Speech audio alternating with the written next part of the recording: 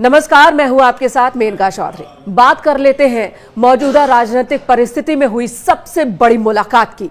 यह मुलाकात हुई नागपुर में आरएसएस हेडक्वार्टर में प्रधानमंत्री नरेंद्र मोदी की और आरएसएस प्रमुख मोहन भागवत की। कहा जा रहा है कि मौजूदा राजनीतिक परिस्थितियों में यह सबसे अहम और सबसे बड़ी मुलाकात है। आखिर इस मुलाकात के दौरान, जिसे कि सबसे अहम और महत्वपूर्ण मुलाकात बताया जा रहा है, क्या बातचीत हुई होगी? आखिर आरएसएस प्रमुख ने प्रधानमंत्री नरेंद्र मोदी को क्या कहा होगा और प्रधानमंत्री नरेंद्र मोदी किन विषयों के साथ मोहन भागवत से मिले होंगे? 2024 के इलेक्शन के बाद पहली बार दोनों मंच भी साझा करते नजर आए। बहुत ही शक्तिशाली इस तस्वीर को कहा जा रहा है जब दोनों एक मंच पर मौजूद थे। आखिर मुलाकात के दौरान क्या बात हुई, इसकी चर्चा हो रही है, क्योंकि अगर संगठन के स्तर पर देखा जाए तो बीजेपी को राष्ट्रीय अध्यक्ष चुनना है और वही कई और भी अहम विषय हैं जो कि देश की राजनीति को दिशा दे सकते हैं, जो कि बीजेपी की राजनीति की दिशा तय कर सकते हैं कि भविष्य में बीजेपी किस तरह से आगे बढ़े, जिसमें सबका साथ सबका विकास का एक मुद्दा भी शामिल है और बहुत कुछ और भी है। यही वजह है कि इस मुलाकात पर सभी राजनीतिक दलों की नजर है, पॉलिटिक्स के जानकारों की नजर है। एक और बड़ी वजह जिसको लेकर प्रधानमंत्री नरेंद्र मोदी के नागपुर दौरे को बहुत ही खास बताया जा रहा है।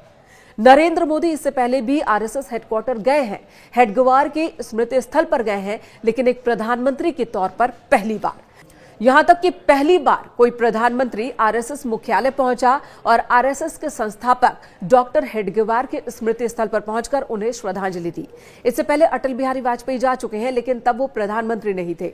नरेंद्र मोदी भी जब प्रधानमंत्री नहीं थे तब वो आरएसएस मुख्यालय गए हैं नागपुर में, लेकिन प्रधानमंत्री के तौर पर यह पहला दौरा है और यही वजह कि इसे बहुत खास बताया जा रहा है।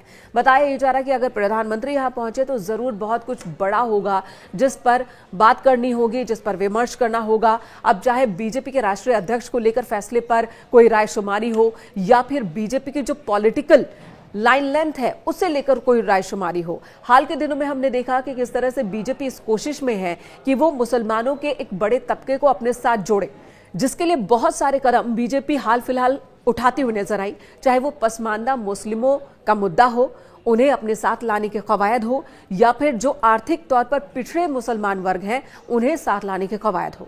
सबका साथ सबका विकास, इस नारे के तहत मुसलमानों के एक वर्ग को जोड़ने की कोशिश बीजेपी लगातार कर रही है। महिलाओं के एक बड़े वर्ग पर पहले ही बीजेपी ने कब्जा कर लिया है। ये कहा जा रहा है कि 2024 के लोकसभा चुनाव में और उससे पहले भी अलग अलग राज्यों के विधानसभा चुनाव में मुस्लिम महिलाओं का वोट मिला बीजेपी को।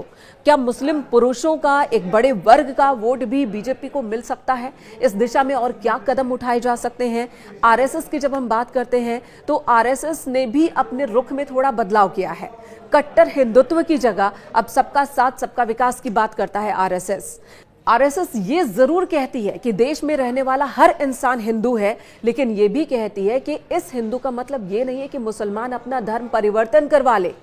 और इस तरह से अपने कट्टर रुख से थोड़े मोल्ड रुख में आरएसएस नजर आ रही है और साथ ही साथ राष्ट्र की बात सबसे आगे रखती आरएसएस नजर आ रही है। तो ये मुलाकात बहुत ही अहम मानी जा रही है। आखिर प्रधानमंत्री नरेंद्र मोदी को कौन सा मंत्र आरएसएस प्रमुख मोहन भागवत ने दिया होगा, इस पर सबकी निगाहें हैं और क्या आने वाले दिनों में उस मंत्र का असर बीजेपी के संगठन पर या बीजेपी की कार्यशैली पर पड़ने वाला है।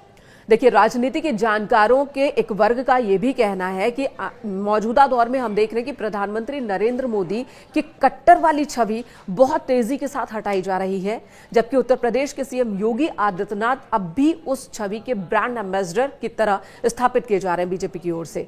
तो आने वाले दिनों में भी कुछ इसी तरह का रुख कायम होता नजर आ सकता है। कहा यह भी जा रहा है कि इसके पीछे आरएसएस का ही दिमाग है। हाल फिलहाल भी हमने देखा और राजनीति के जो पंडित हैं वो भी यही कह रहे हैं कि प्रधानमंत्री नरेंद्र मोदी की जो कट्टर वाली छवि थी, जैसे वो प्रधानमंत्री बने धीरे धीरे वो कम होती गई और हाल फिलहाल में बहुत तेजी के साथ छवि में बदलाव देखने को मिल रही है। जबकि उत्तर प्रदेश के सीएम योगी आदित्यनाथ को हिंदुत्ववाद में ब्रांड एम्बेसडर की तरह स्थापित किया जा रहा है और कट्टर छवि उनकी दिखाई जा रही है।